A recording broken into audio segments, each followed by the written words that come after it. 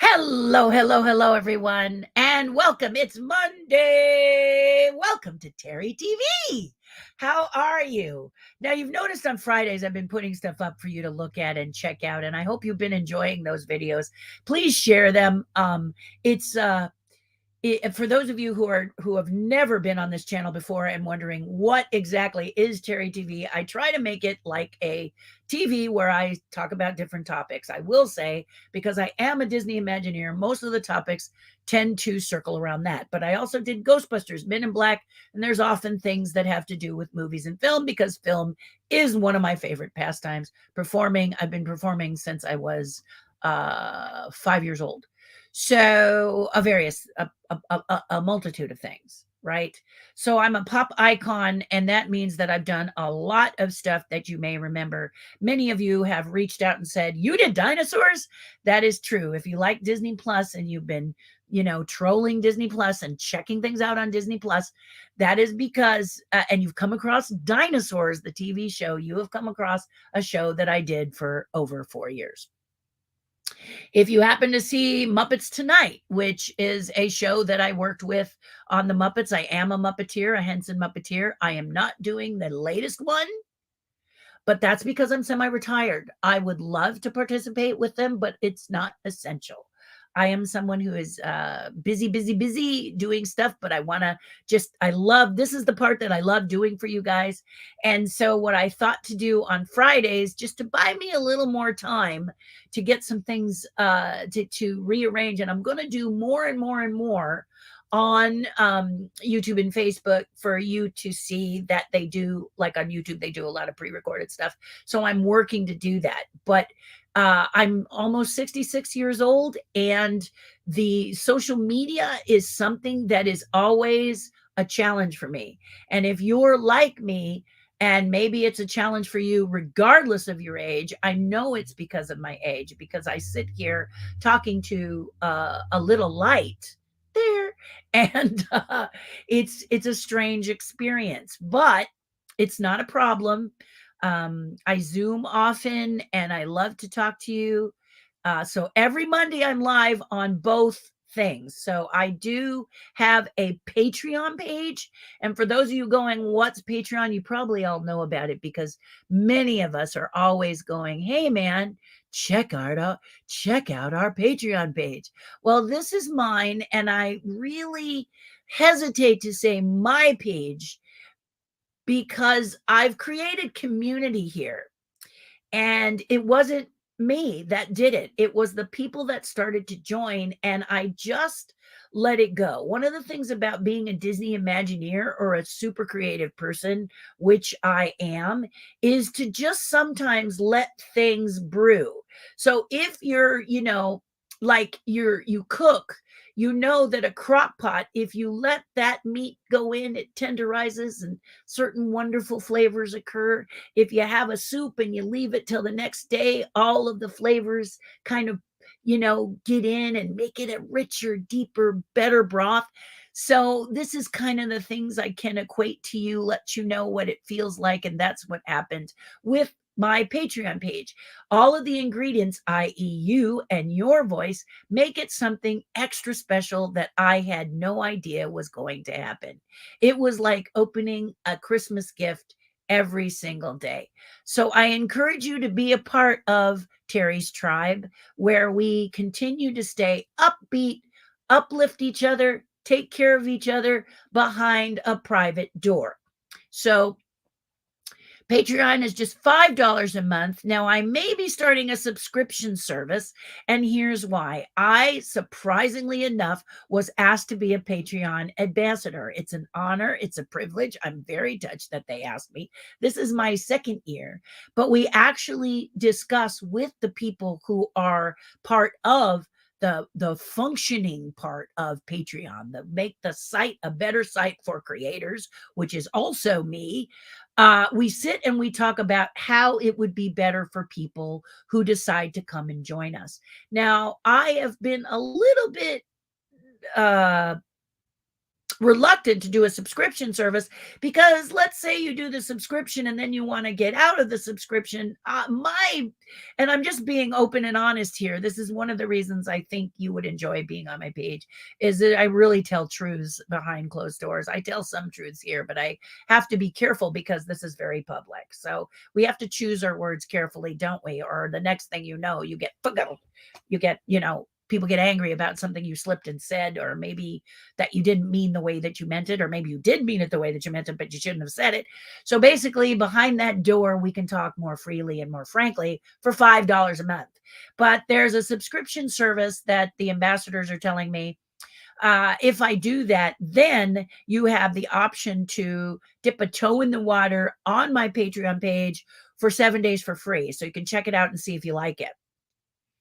So I am discussing with the person who kind of oversees all of this as to how that would actually work. And can I keep my monthly and my subscription, or do I have to pick one or the other?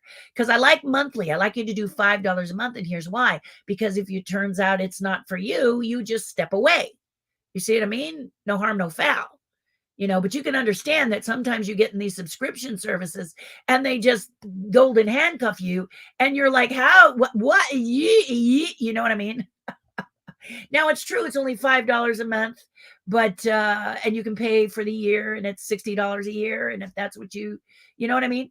But if you have any thoughts about it, that's great. I'm going to ask my tribe about it, as I haven't had a chance to research it because I've been very, very busy taking care of my elderly parents, and my husband hasn't been feeling well. So I'm working to make his life nice and comfy. So it's a lot going on here, but do check it out. See if there's a tier you like, and come and join us and see if it's something that you like. I know your voice is going to be just the ingredient that our soup needs to have more and more fun. So the bigger it grows, the more voices that are heard. I really, really enjoy having it there. And the $5 a month is so you have skin in the game. I'm a very busy lady, and it takes time. I usually charge a lot for you to have a lot of one-on-one time with me. And this isn't one-on-one time, but it's definitely something that I want to do with people. And I enjoy having your input as well as giving input. So we do a Zoom call once a week where we actually get to really talk instead of you typing and me talking. And then I broadcast every morning, every Monday and Friday live. And then, of course, here live on Mondays. And then I do a pre-recorded Friday. So there you go. That's how it works. Hope that you will consider it. I would appreciate it. But I think that if you're someone who the doors out here are, this world can be a little bit much, going inside Patreon and closing the doors, you kind of feel like, nice, homey, warm fireplace, cup of tea, something fun, etc. My friend Sam said that years ago, when he spoke with John Hench, and John Hench was one of my favorite people, one of my closest friends at Walt Disney Imagineering. And for those of you who are saying, what is Walt Disney Imagineering? Those are the people who design the attractions and the parks all over the world. Those are called Walt Disney's Imagineers, of which I'm one. And John was just a very insightful, magical being. He's passed now, but what a wonderful person for me to sit and kind of understand the big picture through Walt's eyes, because of course I never met Walt Disney, but John was on his right-hand side often. And we have many people in the tribe that knew Walt or worked with Walt, or et cetera, et cetera. But in any case, I digress. And I will talk to you about Dungeons and Dragons and Disney in just a minute, but I did want to touch base with you really quickly about the Disney parks. This is how I'm segueing into it. So hold on. Keep all hands and arms in the vehicle all time, and I'm going to take you on this ride. Okay, you ready? Okay, let's go. Let's go. All right. So Walt Disney used to say that Disneyland was a world where you could feel comfortable once you walked through the doors. It was a world unto itself. And one reporter who went there said, and John Hench was interviewed as the person said, that's just a fantasy world for people to escape to. John Hench reared on his hind legs, very, very angry, and said, you are mistaken, my friend. This is not what Disneyland is, or any of the parks that Walt and the Disney Imagineers have created. It is actually the real realm where kindness, joy, and storytelling prevail. Now, it's true he was talking about Disneyland of the past, so you may not feel that way about Disneyland for today. But the point is that when you go in there, usually people are kind to each other, they're not mean to each other, and they can live this nice world where there's not a lot of hate, there's not a lot of anger, and there's not a lot of bullying and nasty stuff. And then once you've had your dose of the fun, happy world of Disneyland, Walt Disney World, Shanghai, Hong Kong, Tokyo, Paris, etc., you go back and you find it maybe a little easier to deal with the real world, which is crazy right now. Would you agree? So, this is why this outside part involving Disney might be a little bit hard for one to get their head wrapped around. Florida has always been a place that I could never understand why Walt wanted to build there. There's giant bugs, lots of gators, and the thing I really dislike the most about Florida is the excessive sweltering, I can't breathe, what am I doing in this oven heat. I just find it a very uncomfortable place to be. Now, I really love Florida around January because then it gets really cold and I really like it cold. I also like Florida because there's so many people there that I love, and they're there because of Walt Disney World. Most of them are there because of Walt Disney World. They love Walt Disney World. They want to work with Walt Disney World, and Walt Disney World is huge. Lots of opportunities. Disney Vacation Club, Walt Disney World, the Magic Kingdom, the Wild Animal Park, the Epcot, you see what I'm saying? There's lots and lots and lots of opportunities in Walt Disney World to work there. But it's hot and uncomfortable and I can't breathe. And most of the time, I don't want to be there unless I'm with a friend having a cocktail or something. I love it to visit people. I have several wonderful, wonderful friends down there that I love to go and see, and I miss them terribly. And I think it's the people that bring me there. And Epcot, which is my favorite park. I like the Animal Kingdom, but the way the Animal Kingdom is built, it feels kind of like a bowl to me. So again, you kind of go down where air doesn't seem to reach and you feel suffocated. So that's the problem I have with the Animal Kingdom. It just kind of feels like it's in a bowl and all the air is happening up here while you're in there enjoying yourself. You can't breathe, you're sweating, and you're uncomfortable. That's just my opinion. I welcome yours in the comments. Help me here, okay? So, but none of that mattered. Walt Disney very early on went to Florida, saw a lot of land for a very good price, and decided this would be the perfect place to build a dream. California has always had its land is usually quite expensive, especially compared to Florida. And also, it was already very, very populated. He was fortunate enough to get enough land to create Disneyland in Anaheim. But as you see, if you go to Disneyland, it has always been restricted by the footprint and the surrounding things. Well, ever since the pandemic, certain things have changed and shifted with a lot of surrounding areas of Disneyland.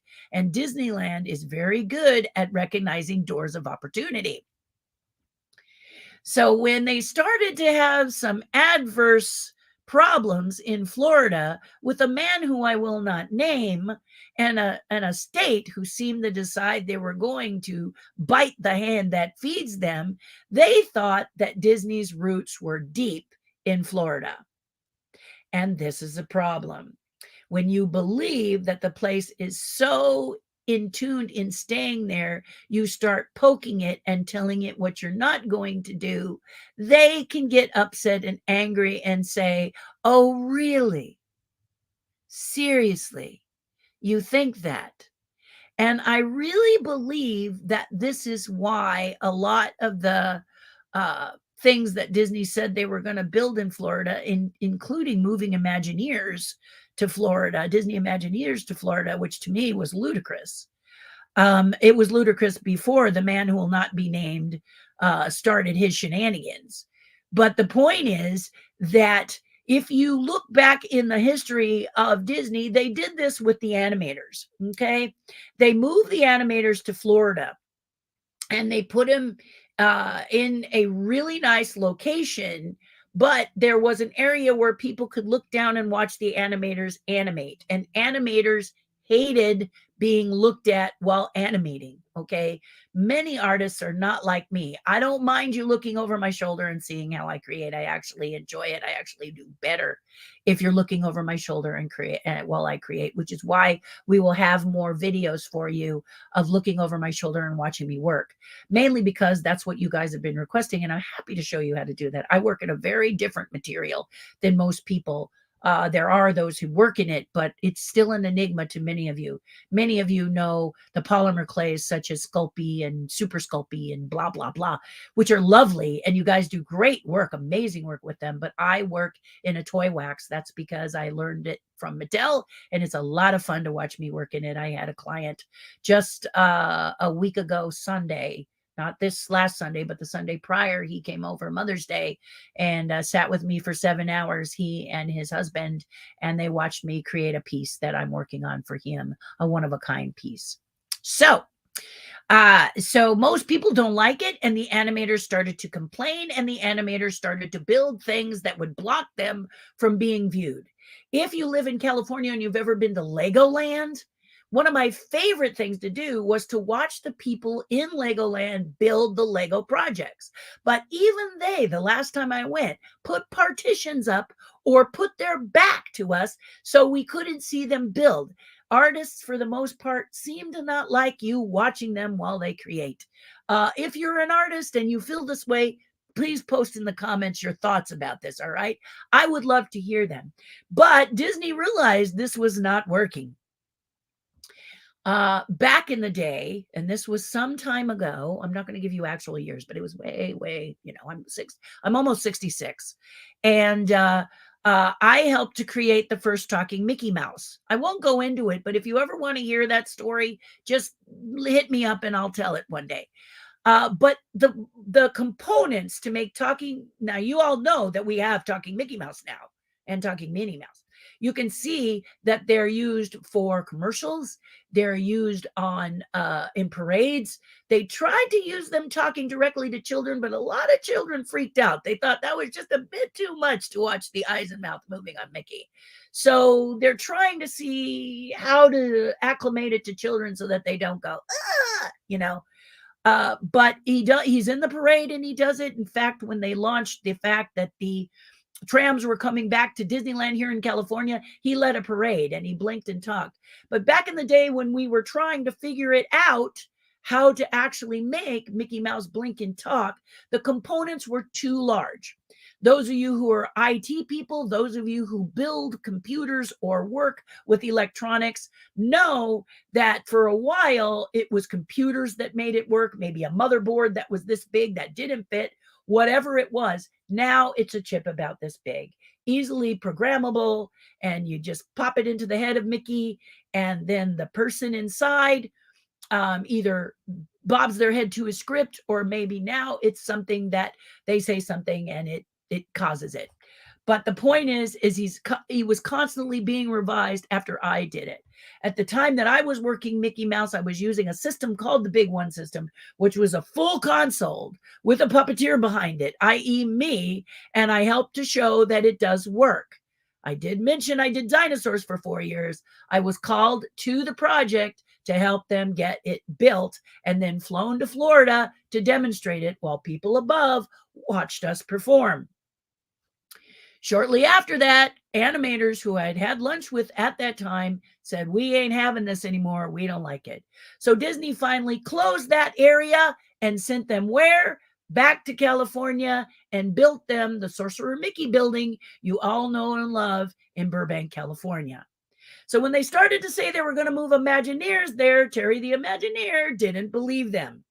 Okay, has nothing to do with the man who will not be mentioned. He just made it easier for Disney to say, let's get out of here.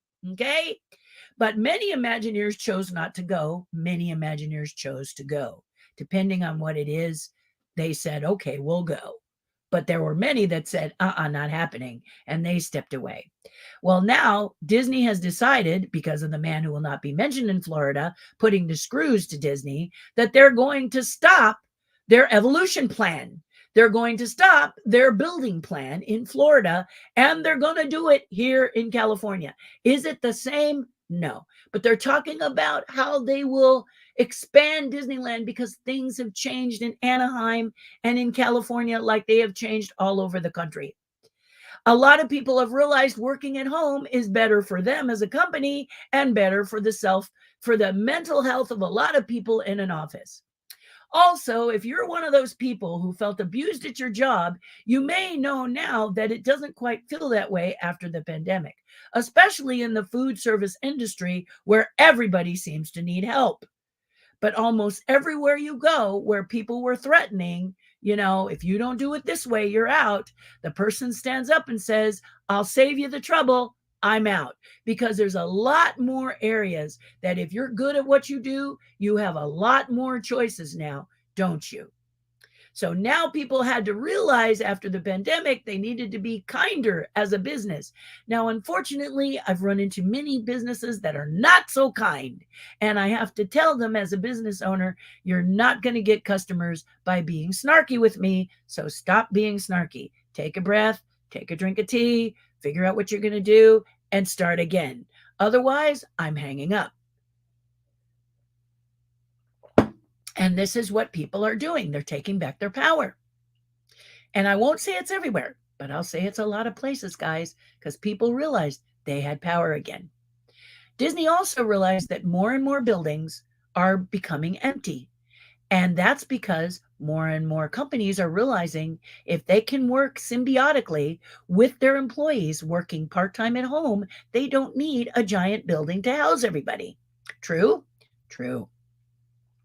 So Disney is starting to notice around them some changes, and they thought, we can do this in Anaheim. This is my theory. Let me point out, this is TERRI HARDIN, Disney Imagineer since 2007's theory. Again, I'm going to say it a third time. It's my theory. And this is because I love this company. I've always dreamed of working with this company among many other places I've done. I dreamed of being in a film and did Ghostbusters. So I am somebody, if the door of opportunity opens, I go through it and figure it out later. And I highly advise you to do the same. Because a step in any direction, even if it's the wrong one, guys, and listen to this carefully, creates momentum. And so take that step. Don't stand wishing, hoping, and namya ringe kyoing. Take a step. Take some action. And maybe that step will open up a world to you that you've dreamed of having. I will tell you, I have worked at a photomet store. You may be going, what the heck is a photomet store? It's a little kiosk where we used to print. Yes, pictures came on little things that you put in an album. From there, I met people. From there, I went on to do something else. You just don't know. Your action, you step this way, something opens up to get you where you want to go. I've seen it. It works. Take my word for it or don't take my word for it. But a step in any direction, even if it's the wrong one, creates momentum. So take that step. All right? Yeah. Also, let's go, because I didn't want you guys to have a Disney-centric Terry TV today, so I had to talk about Dungeons & Dragons, because, oh my goodness, wow, what a movie. And if you've seen Dungeons & Dragons and you're kind of meh about it, well, I don't know what to say. Because honestly, I got to tell you, this movie really struck me as being amazing. And here's why. When I was in high school, Dungeons & Dragons began on mimeograph sheets of paper. What is mimeograph? It's a machine that you used to do with a wheel that printed out in blue ink. Many people sniffed it and got high, but I digress. It was on stapled paper. So basically, a pile of notebook paper, something like this, a folder that looked, let me just give you, okay, I'll just use this. I'll use this shape, mimeograph on it, and you flipped it. Okay. There were no figurines for Dungeons and Dragons. There was no cool, amazing art, no books, no nothing when it started. It was people getting together, sitting in a circle. One of them had a notebook that they propped like this, and this was the dungeon. And then you sketched what your character was: fighting elf, wizard, whatever you were, right? Or whatever you decided you wanted to be. The dice were around from other games, the multi-sided dice, they were around from other games. But this is the way we played it. Shortly thereafter, books came out. Books that were this size, stapled in the middle, in a box with only words on it. 3 or 4 books to a box. And you pulled them out of that box. Again, very simple illustrations on the front. We were still drawing our characters, nothing made out of metal or plastic or resin or whatever. Nothing we painted, although I painted Napoleonics while playing Dungeons and Dragons. That's another story. But then this, and then later, when I had stopped playing Dungeons and Dragons because I was living a different life, cosplaying and whatever, I was doing different stuff in movies and whatever. Star Wars came around is what I think really happened. And the next time I looked at Dungeons and Dragons, there were hardcover books with bright Hildebrandt Butler type illustrations on the front. I was just amazed. And now you guys have got figures, you've got groups, you do it on your phone, you play it. So what does this have to do with the movie? Okay, let me get to that.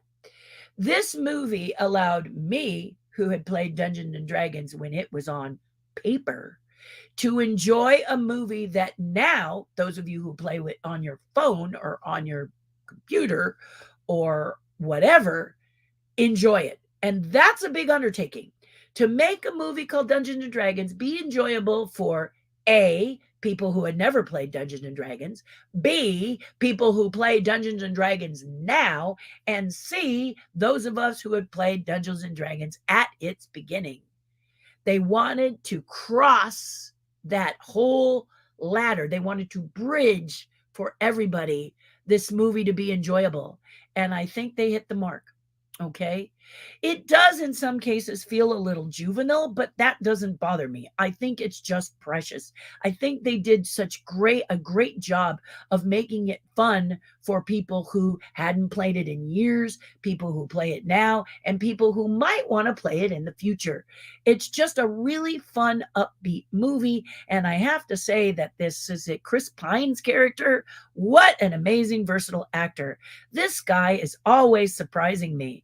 And I love watching him. It's kind of being my Johnny Depp of early years. I used to love watching Johnny Depp in the early movies because he tended to be a chameleon. Nowadays, he tends to be a little more nuts than chameleon, which breaks my heart because I love watching his older movies, especially Benny and June. He is such a brilliant performing actor, and I hope he gets back to that. And honestly, Johnny, you can get back to being a solid dyed-in-the-wool actor. Just look at Robert Downey Jr., who also went crazy for a while, and then someone took a chance on him, and they did Iron Man, and he brought it back with a vengeance, because we've never questioned the fact that Robert Downey Jr. is a good actor or not. He's brilliant, but people go through changes, don't they? They have their demons and they have to exercise them. And I think Johnny Depp is going through a few right now, but we'll pray for him to come back because we love his acting so much. But back to Chris Pine's. Amazing. One of the things I love about Chris is a movie called Hell or High Water, which is nowhere near Dungeons and Dragons. It is absolutely a 180, and he does a miraculous and incredible job. There's also one that's involving a boat that goes over a big wave or something or whatever, and he's really good in that too. He really just brings it no matter what he does, and he's such a pleasure to watch. The Star Trek. he was probably the most interesting character for me in the new Star Trek because honestly, I'm a purist and I don't like any of the Star Treks except for the ones with Leonard Nimoy and William Shatner in them. I'm just biased with that. Those are my favorite. I can't get behind the others. And I love Patrick Stewart in Excalibur. He makes a nice captain. It just doesn't engage me. So, and we can't love everything and we can't expect to love everything. But what makes Dungeons and Dragons really fun is that it surprises you. You're not sure if it's going to be for you because it's been so long since you played Dungeons and Dragons. And yet, there you are, feeling like you're sitting back and actually playing the game without playing the game. It's so clever and fun that I hope if you haven't seen it or you're hesitant about seeing it, that you go and see it. You can stream it now on Paramount. I think it's Paramount or Paramount Plus if you've got that. You can stream it, and that's what we did. We streamed it, mainly because I've got a lot going on, so I can't really get to the theater as much as I'd like to. My heart's there, but my schedule isn't. But I wanted to talk about something upbeat and sweet and kind because I thought it was a fantastic movie.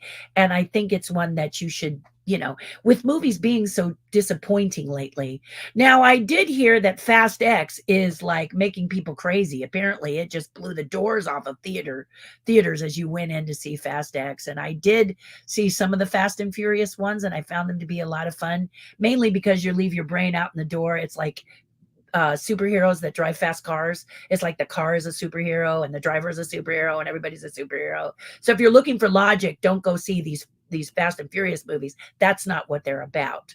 As said by a friend of mine just before the Mo Kelly show over the weekend, who absolutely loves these, he was saying that, get real. If you're going to sit there and say that can happen in the real world, that's the point, is what he's saying. It's a movie, not a documentary, which I'm always saying. A movie is something you make to entertain and be fun, not necessarily to be realistic. Okay. So go have fun. If the Fast X was your movie, or Fast 10, I kind of like Fast X better than Fast 10. So X meaning 10, of course, but that's what I like about it. I haven't seen it yet because it's in the movie theater. And like I said, I'm not, free to go to the movie theater right now, but I sure did love hearing it from people who love this series. This person said that they loved it so much because his daughter was starting to get interested in him, and she was going to go see Fast X without seeing the ones in front. And he said, "Oh, no, no, no. Au contraire, mon ami. No, no, no. You are going to see the others first so you can see the progression, because this series of films, that's what they are progression, fun, exciting. And he was delighted when his daughter started to get into it. So, wow, a lot like Disneyland. When you bring your child to Disneyland after you remember how much you loved it and sharing it with your kids. Yeah, that's the deal.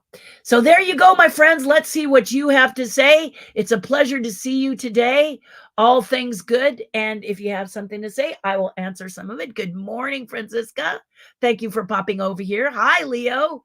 Thank you. Many of these people are from the tribe. So if you have any questions about the tribe, you can ask them. You don't have to ask me. Good morning to Leo. Good morning, Terry and her fans. Hello, Diane. Hello, June Martinez. Oscar says hi. Glad to see you this morning. Hello, Oscar. Now, those of you who are wondering about Oscar Martinez, those of you who went to Disney at the time Oscar worked there, remember an amazing chef who made your life special on Main Street. This is Oscar Martinez. So it's very nice. He was recently honored as a Disney legend at the Disneyana Fan Club last October, and it was really joyful to be there and celebrate that with him. So thank you, June, for popping in and thank you for both of you watching. I appreciate it. Leo says, in the words of Walt Disney, John Hench always had an eye on the pretty ladies. I don't know about that, but John was an artist who didn't take no for an answer. And one of the things when you're on the other side of Walt Disney Imagineering and you finally have gotten into Imagineering and you can wear that cap, if you will, and call yourself a Disney Imagineer, is you start to realize that they are very much unique and to each person. And one of the things is you don't run into a lot of egos. The egos are set aside to create something magical, at least when I was in-house. I am now a come here, get away Imagineer, and they call me when they need to catch up on something. I'm a fast sculptor, so they'll pull me in to sculpt something when they're behind schedule, and then they'll say, "Okay, Terry, we're good," and off I go back in my box, you know. And I appreciate it. Actually, it's very nice. It allows me to do other stuff as well as being an Imagineer. I enjoy it very, very much. But John was very, very close to me, a very, very sweet and wonderful man, and his insights and advice were always wonderful. I think I've told you the story before, but I'll touch base on it quickly. When they were designing the Disney cruise ships, John Hench just could not tolerate that lifeboat color, that sort of rusty pumpkin color with a little bit of red thrown in, like a rotten tomato color or something. He couldn't stand it. Oh my gosh, it drove him crazy. And he was not liking that color on the Disney ships. So he went to the safety committee for ships and cruise ships and all ships. This is a color they all use. Okay. If you've been on any other cruise ship, you know it's that awful color. And he wasn't having it. He wasn't having it. So we called them all together. This is the power of being a part of Disney, and Disney has a lot of power and a lot of creative spirit. So he sat with the engineers or the people who were in charge of that safety color, and he said, "How far can we tweak it and still be within the confines of what you call a good safety color? What can we do? Because I can't have it on my Disney ship." And they actually worked. He worked with them, they worked with him. And that's why you have those festive yellow lifeboats on the Disney cruise ships. It's all John Hench's fault. He just would not take no for an answer. So that's my favorite memory of him. Yeah. The fishbowl, some didn't mind working there, some hated it. The fishbowl more hated it than loved it. And so it imploded and it came back as the Sorcerer Mickey animation building. Also, California weather is better.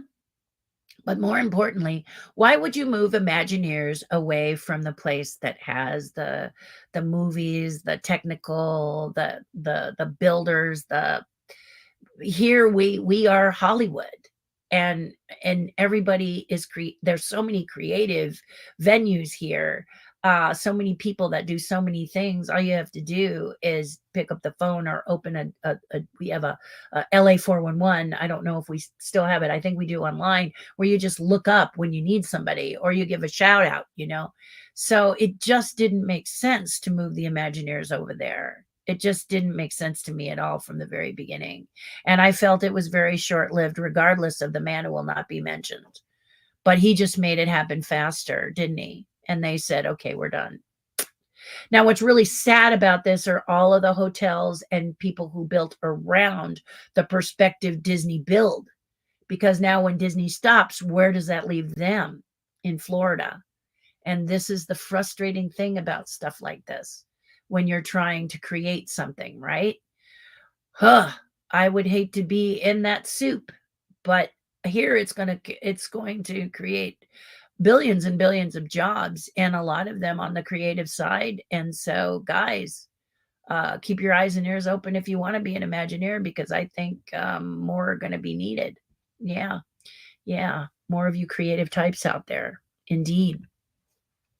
Good morning. I'm sorry I'm tardy, but I hope it isn't another short day. It's not a super short day, but it will be a bit of a short day. I have to find a particular doctor for my husband. That's all I'm going to say. So I'm going to need to go do that.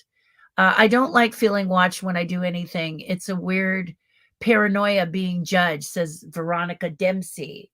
And Veronica, what is your artistic media of choice? What do you like to do?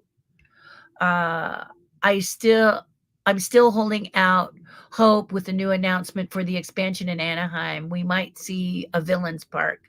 You might, and I definitely would put that in the suggestion box, Veronica. In fact, I would actually design it if I were you. if you're someone who loves the Villains Park, I would start to sketch it out, maybe do a model of it. On the Patreon page, this is what we discuss and talk about as a group: is why don't we draw a land and create a land that does it? And who knows, you could be hired to work on it. Yeah, yeah, they are watching. They are watching. They called them dittos. I used to love having ditto duty at school. They smelled. Really? Yes, dittos. I guess you're right. I guess you're right. Dittos. They smelled so. Yeah, I wasn't a fan of the smell, but I had a guy who smoked pot when he shouldn't, and just would go in, sneak in there, and sniff them all day to get high. He probably also sniffed glue. I didn't sniff any of that stuff if I could get away from it. It would tend to set me off in a bad way because of I was asthmatic in my early years. I'm not anymore. Chris Pine is my James T. Kirk. Yes, Veronica, I appreciate that. I get it, because there's something about that, Chris. He is definitely a chameleon. I can't say that about many actors. But there's nothing wrong with an actor who delivers the same thing every performance that they do. That is called someone you can count on. So you're a director and you have this actor who kind of gives you the same character all the time, right? And no one comes to mind right off the bat, but they're out there. All right, pretty much the same performance every time. Different name, but similar acting, limited acting style. But we call those foundations, because a director can say, I know what this guy is going to bring me. I know exactly what they're going to deliver to the production. So they're perfect because they're rock solid. I don't have to worry about some weird, strange performance coming out of them. They always deliver this one. And you take it all the way to the bank. Okay. And so that person is often very, very good for a television series like NCIS or Law and Order SUV, which has been on forever with the same leading lady. And I'm not saying she's delivering the same character, but she's within those character constraints as she grows and expands and contracts for over, 23 years? What a gig that is. That is lovely. That is lovely. So nothing to say that if you're someone who's limited in your voices or in your acting style, that you're not dependable, because people like dependable, don't they? Productions like dependable. Yeah. So it's all good, man. But I'm with you, Veronica. I understand that, because that Chris Pine is amazing. Linda says, good afternoon. I just came out of physical therapy. Oh, and how are you feeling? Mike Pruitt says, hi, Terry. How are you today? How are your parents? My parents are hanging in there. However, my father has picked up yet another infection. So, but they caught it in time. They caught it quickly at the home where he is getting physical therapy. So today is the last day of antibiotics. So I'm going to go see him tomorrow. And they say that will give a chance for the antibiotics to get through his system. And then we can see how he's actually doing. So why don't I just pop over tomorrow? Mondays are crazy for me. Usually beginning of the week, no matter what I plan on doing, often things go pew and change it. So I'm always ready. I'm kind of like waiting for something like that to happen. If it doesn't, then I collapse. But if it does, then I'm kind of ready for it. Yeah, kind of. Today it's to help my husband. He's not been feeling well. So we went to a doctor over the weekend, and he gave us some advice. So we're going to take that advice and do the research today. But thank you for asking about my parents. My mom is lovely. I should tell you a story about my mother. Went and saw my mother on Friday and told her we were talking about all kinds of stuff. And I said to her, Mom, you had a great Mother's Day. I can't get over how many people came to visit you. And she said, they did? And I said, yeah, you don't remember? Tyler came by, which is a young man she used to take care of. He now has a full-on family, a lovely wife and two lovely children, and he brought them all to see her. She was delighted, and I was delighted because I was able to leave and let them visit. I had visited already for an hour with my husband and her. And my mother says, no. She says, oh, I'm sorry, I don't remember it. She says, the funny thing about being here and laying in bed, she no longer walks, is that there's nothing to help me see how the days are different. Time passes. I said, yeah, we said during the pandemic, the days have names. And she laughed. And I said, you don't. And I showed her these orchids that I had brought her. She loves the orchids on the plant. That's her favorite thing. The ones that grow out of the pot. You've seen them. Butterfly orchids, I think they're called. In any case, I bought her a really nice one, and I picked it up and I said, you don't remember me bringing this to you? And she says, no. And so I walked out of her room and I came back and I said, hey, Mom, look what I brought you. It's flowers. I'm sorry I'm late with Mother's Day. And she just cracked up. She thought it was so funny. She found it very funny. So I'm grateful because my mom has a very wonderful, playful nature, and she wasn't always that way. So I'm grateful to God for giving me my mother back because we have a lot of fun when I go and see her. I had to go and see her and tell her, usually I work very hard to get together with her on Fridays so that she can talk to my father. And because my dad is in a different location, I'm also working hard to get them in the same location, but I won't bore you with that now. In any case, my dad was very, very exhausted from the infection. And so I came over to tell my mother that we wouldn't be able to do the call, but that I would come back tomorrow, so that they could discuss. So, yeah, it's an e-ticket. It's a sleigh ride. It's a comment that I hold on.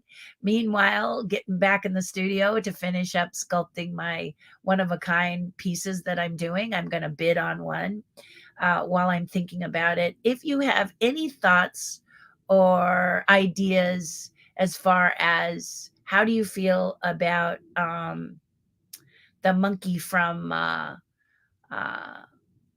Phantom Manor, Albert, the monkey from Phantom Manor that comes out of Tokyo Disneyland, Phantom Manor, Tokyo, Albert. I think that's Phantom Manor, isn't it? Forgive me. The parks are running together like watercolors.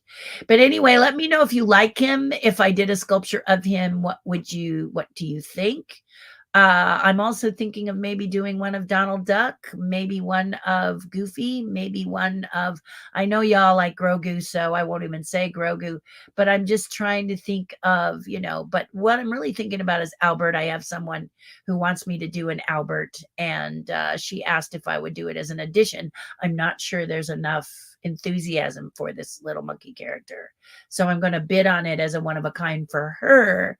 But if I later find out that more people want it, I'll have a discussion with her and we'll see how she feels about sharing it with y'all if it's something that you think you'd like to have. In any case, those are the kind of things that are going through my mind, guys. And there you go. Linda says gold. Angie says, hey, Terry and friends, I'm late. Very important date. You may have to revisit it. I sent you an email a few years ago. Did you receive it? Angie, send it again, will you? I have to tell you that my weeks run together, and I am actually, just imagine, when you went to those, was it a circus and the person spun plates? This is me. I'm keeping plates spinning. So over here, I have the Try to Understand Medicare plate because I turned 65 and I'm about to be 66. Over here, I'm spinning the plate that my husband isn't feeling well. I want to make sure he's taking care of himself. Over here, I want to make sure I visit my mom who's in another location from my father. Keep those plates spinning. Then I've agreed to do a couple of one-of-a-kinds. I got to keep those spinning. Then I have a couple of charities I'd like to do paintings for, so I keep those spinning. Okay. And then I have my own life, my bills, my family, myself, things like that I have to keep going as well. And then I have a little dog who doesn't want to spend her whole life in a crate. Go figure. And stuff like that. So there's tons and tons and tons of things that ricochet across the bow of my life. And I have to keep those plates spinning. So I do not necessarily, if you text me, answer immediately. No reflection on you. Just I'll get to it. Okay. Artist life. It's a busy life. It's where I'm happy. It's my happy place. Staying busy. And coming and talking to you guys is the other happy place. So there's that. And on the other side, there's the email. So if you email me and you're waiting 2 weeks, please email me again just to be sure I got it. Believe me, you're not going to pester me. All right. Sometimes it slips through the cracks because there are times that I don't ever come to the computer to look. I'm honest with you. Messenger is probably the best because it pops up and alerts me that a messenger has been received. I know email does too, but email's a little, when I want to send you something that has a long conversation, I'll send you an email. But most of the time, guys, you see how I talk. So most of you only have time for a quick thought. So honestly, Angie, I apologize for not reaching back to you, but just send it to me again. Nothing. I love all you guys here. So it's nothing personal. It just means that Terry got a little wrapped up in her parents, or a lot wrapped up in her parents. Plus the fact that my car got bit by a semi a couple months ago. I finally got her back. So it took a while to get my car back, and it's been really nice to have my car back, my Mustang. So the rental car was okay. Renter car was big, but it wasn't my Mustang. So I'm really glad to have my Mustang back. I celebrate it. I love looking at it in my driveway because she's back. So I'm happy my baby's back, and super, super excited about that. So a lot going on in my life. It had to be in a body shop for over 2 months. And I had to make sure that that semi that bit my car paid for it. So that meant to get that all taken care of. Yeah. My calendars, all my calendars. This is the calendar for May. All my calendars look like this, which is why I write stuff down. Because, guys, that's my life. Okay. The phone diminishes it a bit too much. So I have to be able to, at a glance, look at what my week's like, or I will go mad. Yeah. So that's my life. My calendars they always get very, very full. So I do my best. So, Angie, anyway, this is my long winded apology. John was so right about people being themselves at Disneyland. They take the spirit back with them. Absolutely, Connie. And this was wonderful to hear this today. This came from my friend Sam the Van, who I subscribe to his Patreon page. A lot of times creators will support other creators. We support each other so that they can keep going doing what they're doing, and a lot of times it's because we love what they have to say. And Sam, before the pandemic, decided to pack everything up in a large van and go tour the United States in a giant van and write while he goes. And so his observations and insights have been so wonderful. And I love reading what he has to say. So, and I often comment on it. It's nice to have comments when somebody writes something. So I want to thank you for that as well. But yes, Connie, John was amazing to me. He was going to be at our wedding when he tripped, fell, and passed away as a result of that fall. So that was rough on all of us to lose him. And but he's in my heart. So I love John Hinch. I was very fortunate to be on campus at Walt Disney Imagineering in Glendale at a time when many of the old men came to visit us and talk to us. Herbie Ryman was alive, so he used to sit and just watch me work and talk to me. I mean, and Herbie Ryman is a big deal. I was a big fan of his. It took a while to meet Blaine Gibson because Blaine Gibson had left and retired from Walt Disney Imagineering, and Blaine Gibson was the catalyst, which made me just really fight to be an Imagineer, and hundreds of rejection letters. But I managed to get in, and I was there for 10 years on campus and then off campus. I've been there ever since. So when they need some help, they'll reach out to me and they'll say, "Hey, are you free?" And I'll say yes or no.